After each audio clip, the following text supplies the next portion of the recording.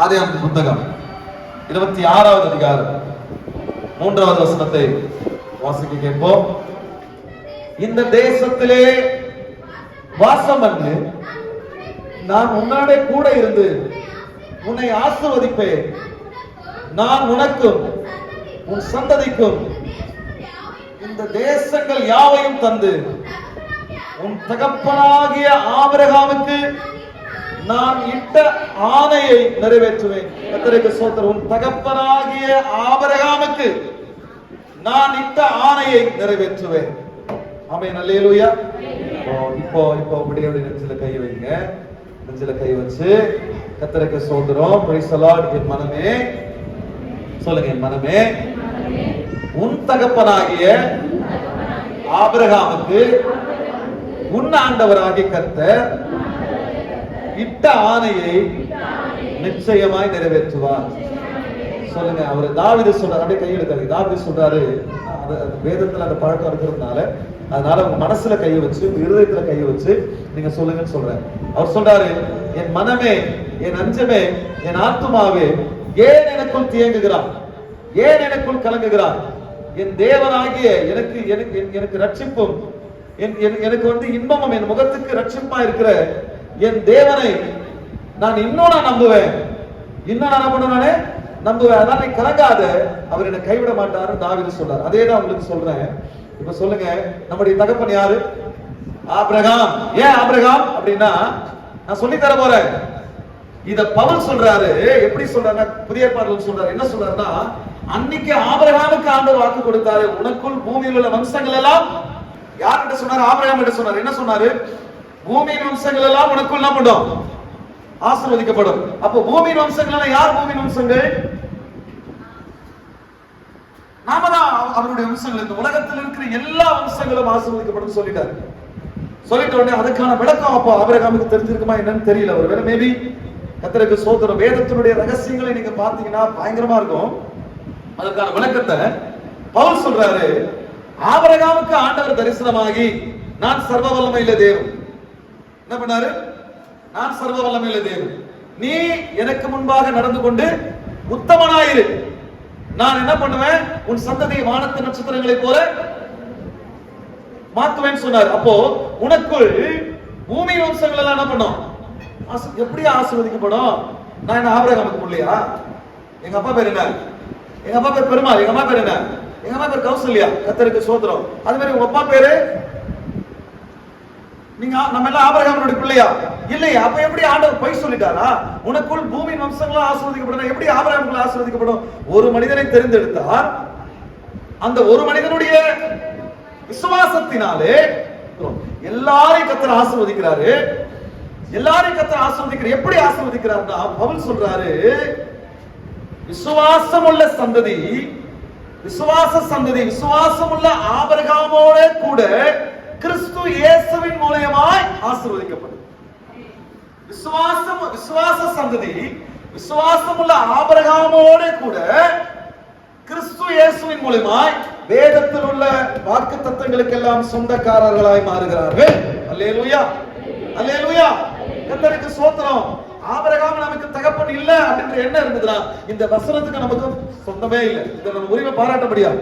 எப்படி இந்த வசனத்துக்கு உலகத்தில் உள்ள பூமியில் உள்ள அம்சங்கள் எல்லாம் ஆசீர்வதிக்கப்படுகிறது என்று சொன்னால், இயேசு கிறிஸ்து என்கிற தெய்வம் வந்து அவர் ஆபிரகாமின் சந்ததியிலே வந்து என்ன பண்ணாருன்னா, மனிதனுடைய பாவங்களுக்காக மரித்தார். மரிச்சிட்டு அப்போ மரிக்கிறதுக்கு முன்னாடி ஒரு வார்த்தை சொன்னாரு.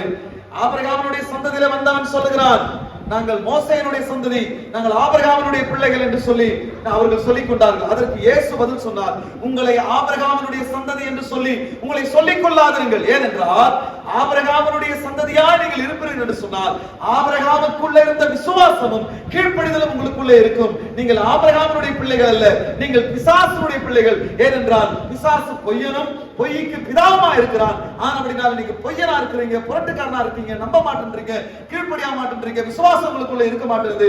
அதனால நீங்கள் பிசாசுடைய பிள்ளைகளா நீங்கள் இருக்கிறீர்கள். ஆனால் ஆபிரகாமோ என்னை விசுவாசித்தார். அல்லேலூயா. அல்லேலூயா. இப்ப ஆண்டவர் சொல்றாரு, என்னை யாரெல்லாம் விசுவாசிக்கிறாங்களோ அவங்கெல்லாம் ஆபிரகாமுடைய சந்ததியா மாறுறாங்க. அல்லேலூயா. இயேசு கிறிஸ்துவின் நாமத்தை விசுவாசிக்கிற நாம் அனைவரும் ஆபிரகாமுடைய சந்ததியா மாறுகிறோம்.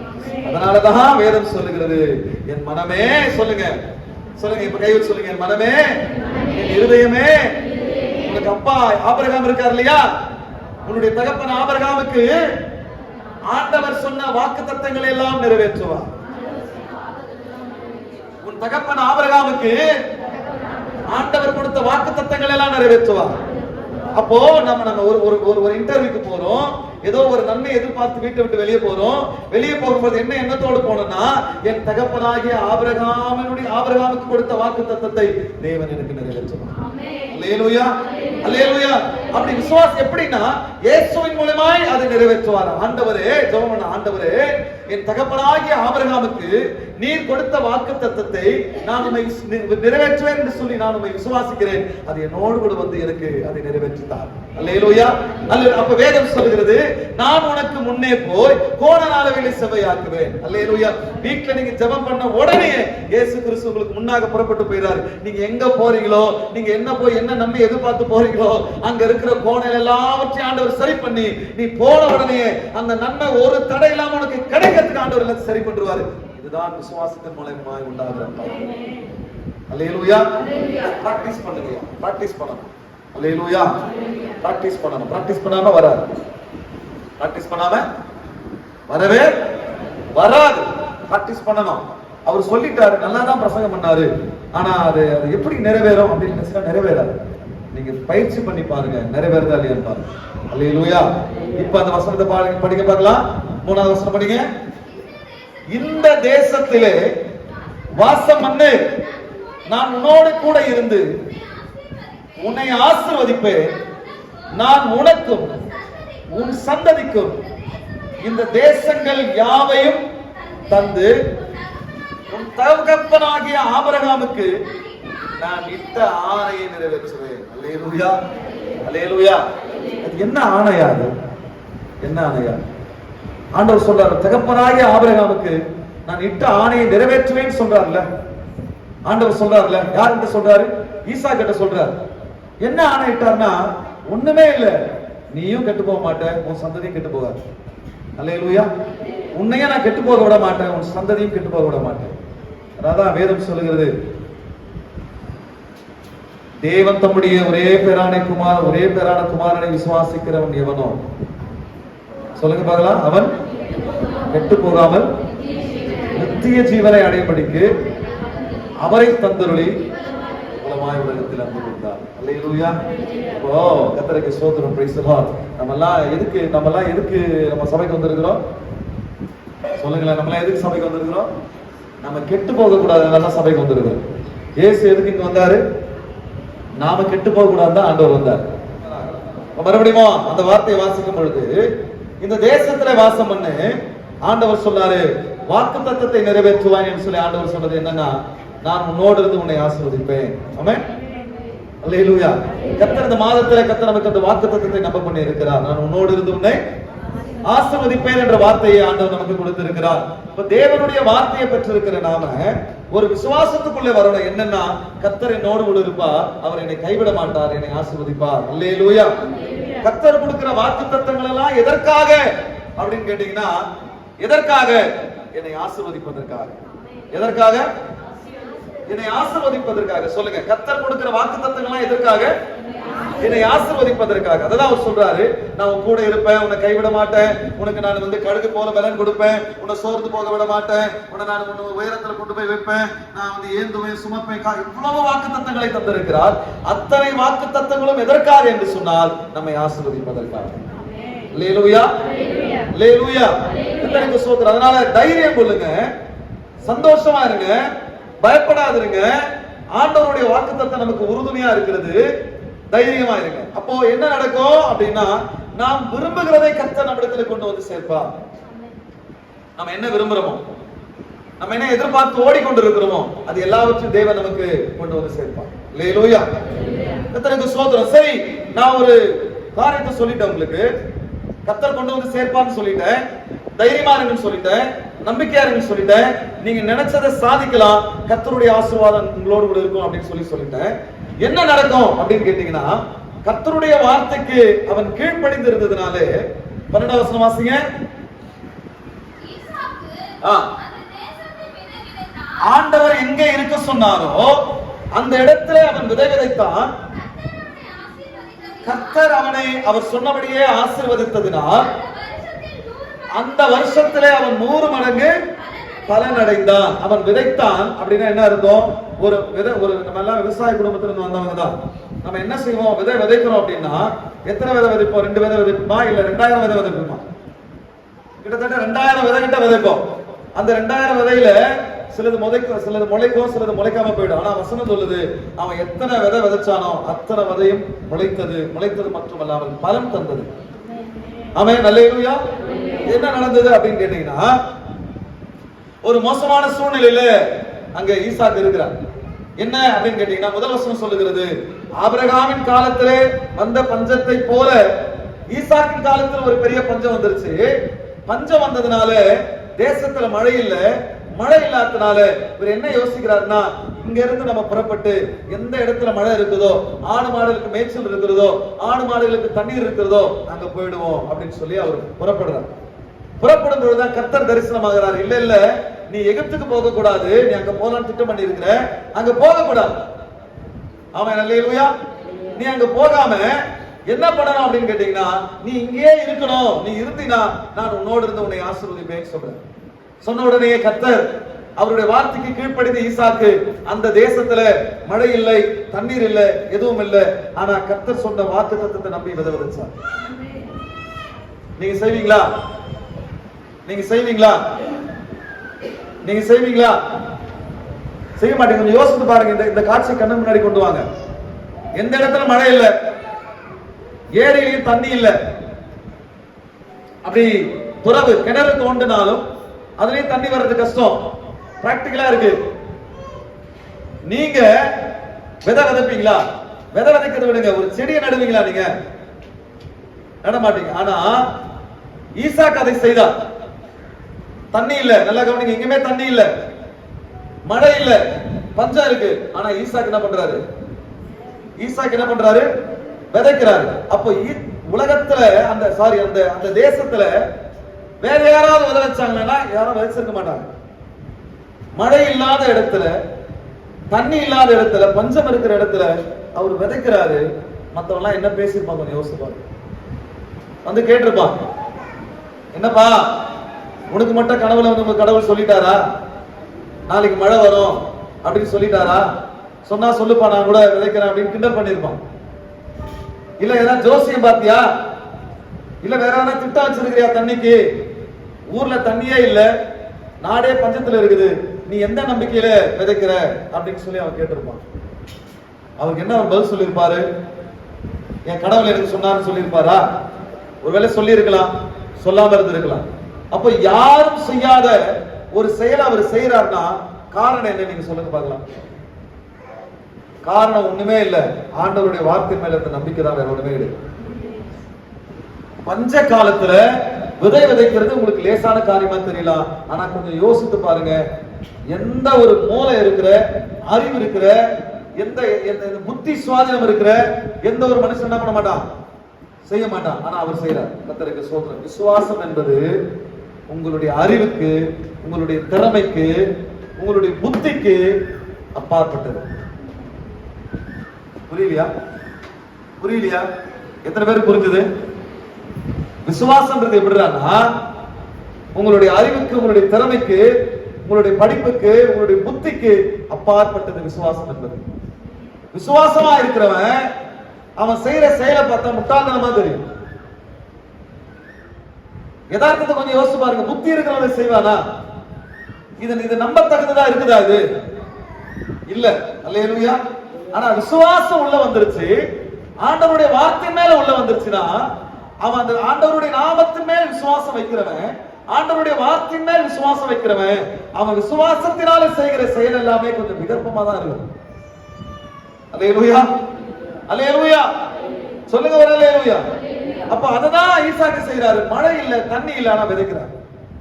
எதன் மேல அப்படின்னா ஒன்னே ஒண்ணு, ஆண்டவருடைய வார்த்தை மேல நம்பிக்கை வச்சு.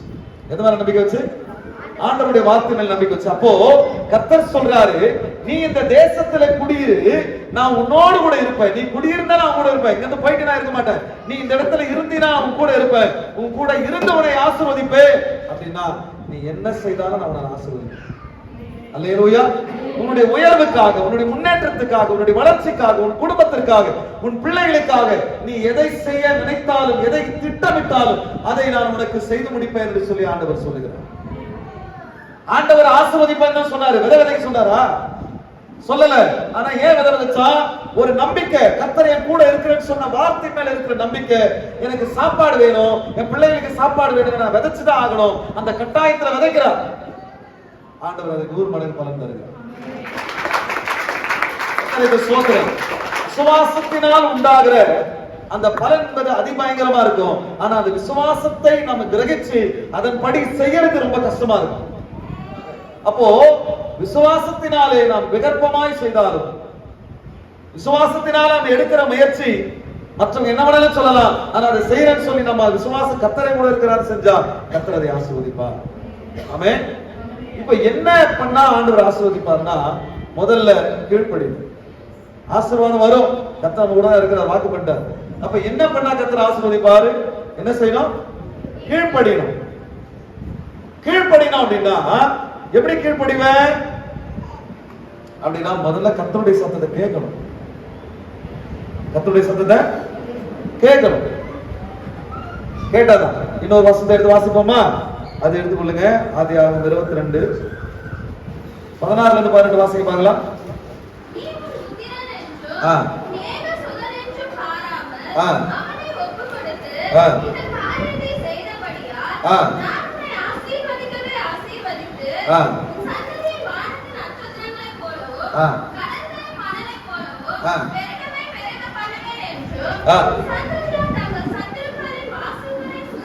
சுதந்திரித்துக் கொள்வார்கள் என்றும் படிமா.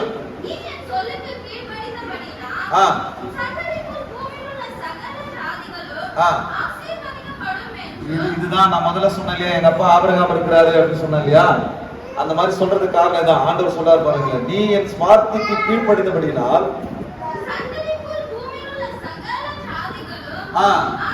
பூமியில் உள்ள சகல ஜாதிகளும் உனக்குள்ள உன் மூலியமா ஆசீர்வதிக்கப்படும்.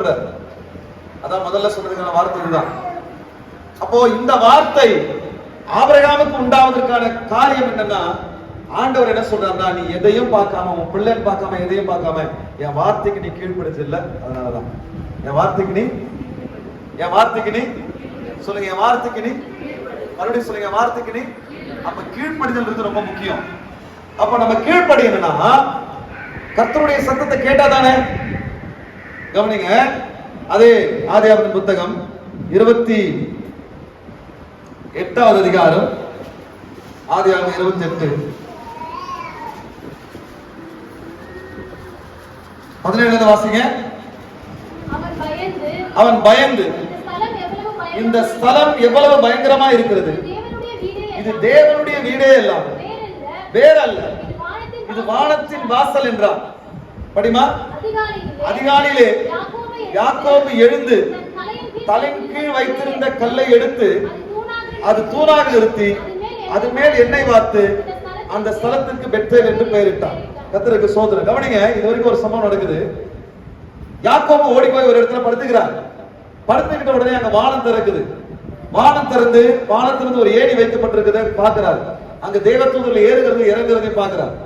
பார்த்த உடனே கர்த்தருக்கு ஸ்தோத்திரம், என்ன நடக்குதுன்னு பாத்தீங்கன்னா, அங்க ஒரு வார்த்தை உண்டாகிறது. 15 வசனம் வாசிங்களே. நான் உன்னோடு கூட இருந்து நீ போகிற இடமெல்லாம் உன்னை காத்து இந்த தேசத்துக்கு உன்னை திரும்பி வர பண்ணுவேன். நான் உனக்கு சொன்னதை செய்யும் போது உன்னை கைவிடுவதில்லை என்றார். நீ ஒரு பயத்துல இருக்கிற, உன் வாழ்க்கை என்ன ஆகுமோ தெரியாம இருக்கிற, உன்னுடைய எதிர்காலம் எப்படி இருக்குன்னு தெரியாம இருக்கிற, உன் பிள்ளை குட்டி என்ன ஆகும் தெரியாம இருக்கிற, நீ ஒரு இடம் வாங்குவா வீடு கட்டுவேன்னு தெரியாம இருக்கிற, இந்த பூமியில நான் இப்படியே இருந்து வாழ்ந்து இப்படியே செத்து போயிடுவேன்னு தெரியாம இருக்கிற, உன் பிள்ளைகளுக்கு நல்லது செய்வனா செய்ய மாட்டேனா அப்படின்னு தெரியாம இருக்கிற, ஏதோ ஒரு பயம் உனக்குள்ள இருந்துட்டு இருக்குது. யாக்கோபு அப்படிப்பட்ட பயத்தை தான் ஓடிட்டு இருந்தார். பயத்தில் இருந்த மனிதனுக்கு ஆண்டவர் வானத்தை திறந்து கர்த்தர் பேசுகிறார், நீ போகிற இடமெல்லாம் நான் கூட இருப்பேன். நான் இருந்து உன்னை ஆசீர்வதிப்பேன், உன் சந்ததியை கொண்டு வருவேன், நான் சொன்னதை செய்யும் வரை உன்னை நான் கைவிடுவதில்லை. அல்லேலூயா. பேசிட்டார். பேசின உடனே யாக்கோபு வித்தை தெளிந்து எழுந்து பார்க்கிறாரு. பார்த்து நீயாகவே தேவனுடைய வாசஸ்தலம் சொல்லிட்டு அவர் என்ன பண்றாருன்னா, அவர் ஒண்ணு தலைக்கீழே படுத்து வச்ச கல்லை எடுத்து நட்டு அது மேல வந்து எண்ணெய் ஊத்தி அபிஷேகம் பண்ணி இப்ப அவர் ஒண்ணு ஆண்டவர்கிட்ட சொல்றாரு. ஆண்டவர் என்ன சொன்னாரு?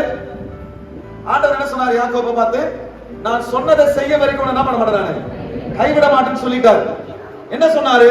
நீ என்ன நினைக்கிற? நீ உயிர் தப்புமா அப்படின்ற நிலைமையில நீ இருக்கிற, நீ என்ன நடக்குமோன்ற நிலைமையில இருக்கிற, ஒரு பயத்தில் இருக்கிற. ஆனா உனக்கு எதுவும் வராது. உன் உயிரை காப்பாத்துவேன், உனக்கு நல்ல மனைவியை தருவேன், நல்ல குழந்தைகளை தருவேன், நல்ல ஆஸ்தி அந்தஸ்தை தருவேன், எல்லாத்தையும் தந்து உன்னையும் உன் சந்ததி இந்த தேசத்துக்கு கொண்டு வருவேன். எங்க இருந்து நீ பயந்து ஓடுறியோ அந்த இடத்தையே உன்னை தைரியமா நல்ல மீசைய முறைக்கு கெத்தா தைரியமா வந்து நிக்கும்படியா நான் உதவி செய்வேன் ஆண்டவர் சொல்லிட்டார்.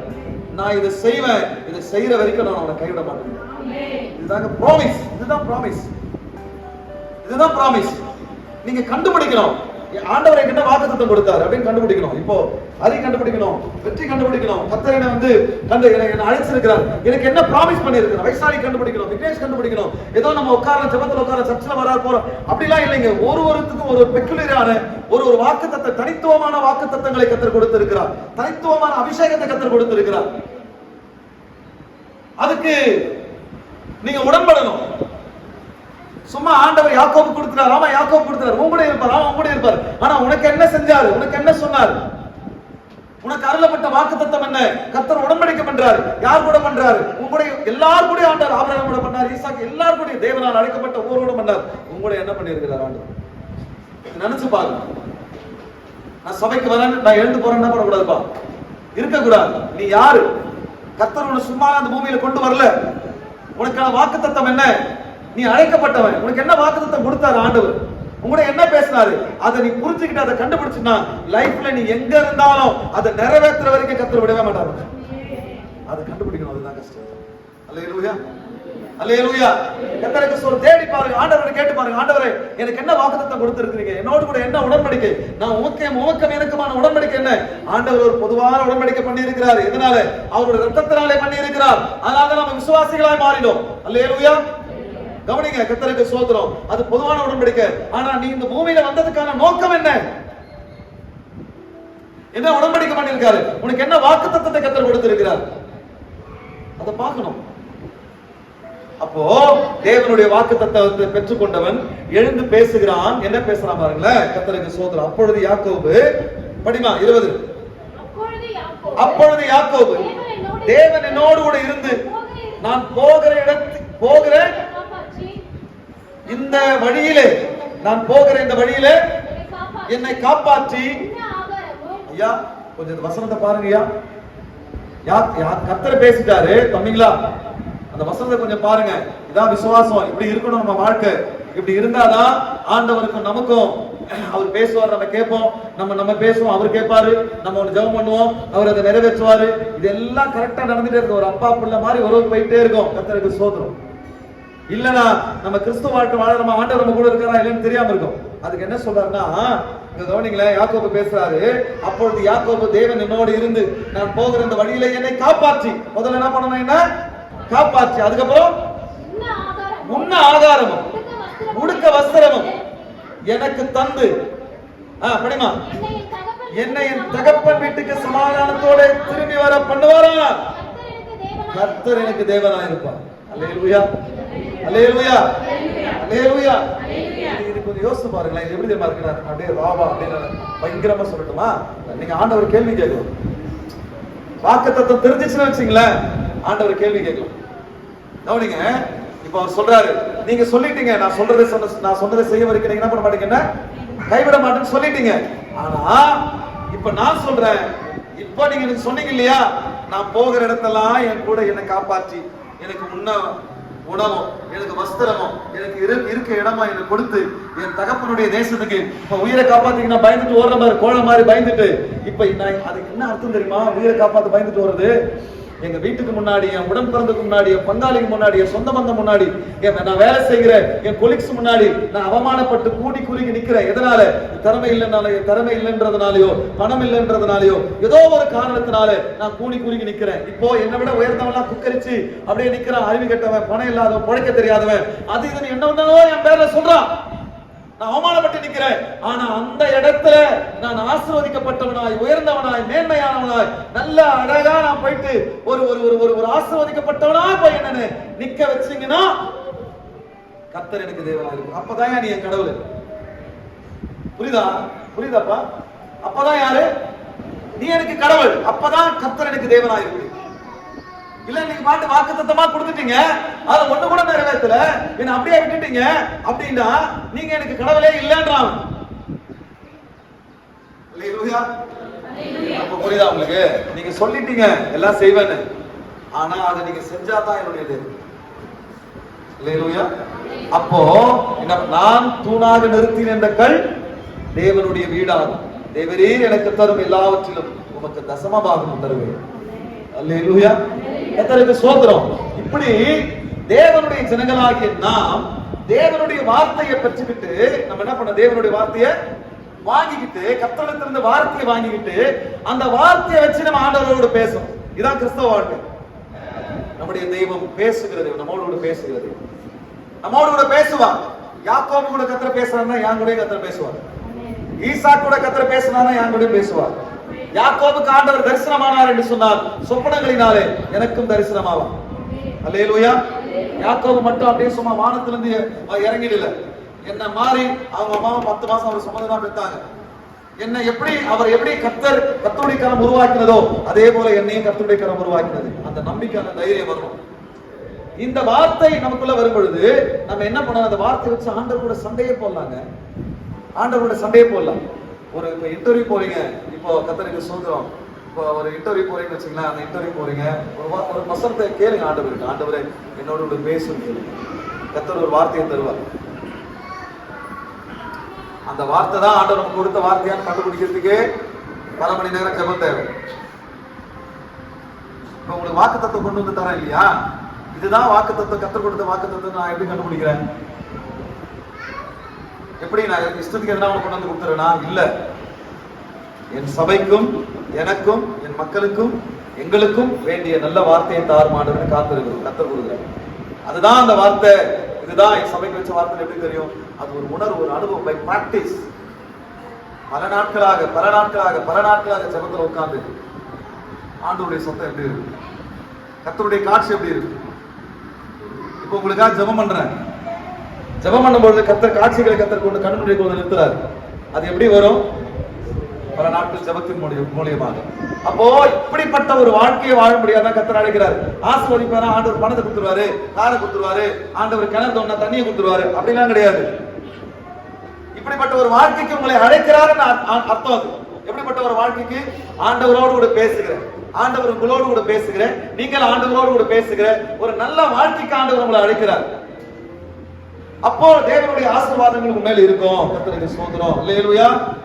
அல்லேலூயா சொல்லுங்க. அப்போ தேவன் என்னை ஆசீர்வதிக்க வேண்டும் என்று சொன்னால் தேவனுடைய வார்த்தையை நாம் கேட்டு அதை கீழ்ப்படினோம். தேவனுடைய வார்த்தைக்கு நாம் கேட்கணும்னு சொன்னா வானம் நமக்காக திறக்கணும். வானம் எப்போ திறக்கணும்னா நீ சபைக்கு வரும்போது வானம் உனக்காக திறக்கும். அல்லேலூயா. ஜெபத்துல ஒண்ணா கூடும் பொழுது வானம் உங்களுக்காக திறக்கும். அல்லேலூயா. நீங்க தனியா முழங்கால் படிட்டு ஜெபிக்கிறீங்க பாருங்க, அப்போ வானம் உங்களுக்காக திறக்கும். அல்லேலூயா. அப்ப தேவன் எனக்காக வானத்தை திறந்து பேசணும் அப்படின்னா நான் சபைக்கு வரணும், கூடி ஜெபிக்கணும், தனியா ஜெபிக்கணும். இதெல்லாம் நான் செஞ்சேனா அந்தந்த நேரத்துல வானம் திறக்கும். வானம் திறந்து நம்மோடு கூட பேசுவாங்க. ஒருவேளை வானம் திறக்கலையா, கூடி ஜெபம் பண்ணுங்க. ஒருவேளை வானம் திறக்கலையா, தனியா ஜெபம் பண்ணுங்க, வானம் திறக்கும். அல்லேலூயா. அல்லேலூயா. தனியா ஜெபம் பண்ணி வானம் திறக்கலையா, கூடி ஜெபம் பண்ணுங்க, உங்களுக்காக வானம் திறக்கும். கூடி ஜெபம் பண்ணி நீங்க வானம் திறக்கலையா, சபையில வந்து நில்லுங்க, உங்களுக்காக வானம் திறக்கும். அல்லேலூயா. கர்த்தர் உங்களுக்கு வாக்குத்தத்தங்களை கொடுப்பார், பேசுவார். அப்ப அந்த வாக்குத்தத்தத்தை கிரகித்துக் கொள்ளுங்க. வாக்குத்தத்தத்தை பெற்றுக்கிட்டீங்கன்னா நான் சொல்றேன், அவரோடு கூட சண்டை போடலாம். ஆமென். இதை சொன்னீரே ஏன் செய்யவில்லை தான் சொல்றாரு அவரு. நீ எனக்கு தேவனா இருப்ப, இப்போ நீங்க சொன்னதை செஞ்சாதான். ஆமென். அல்லேலூயா. ஆபிரகாம் தன் மனைவியாகிய சாராளுடைய கர்ப்பம் செத்தது என்று சொல்லி அவன் அறிந்தும், தன் சரீரம் செத்து விட்டது என்று சொல்லி அறிந்தும், வாக்குத்தத்தம் பண்ணின தேவன் அதை நிறைவேற்ற வல்லமையுள்ளவராய் இருக்கிறார் என்று அறிந்து அவன் விசுவாசத்தில் வல்லவனான்.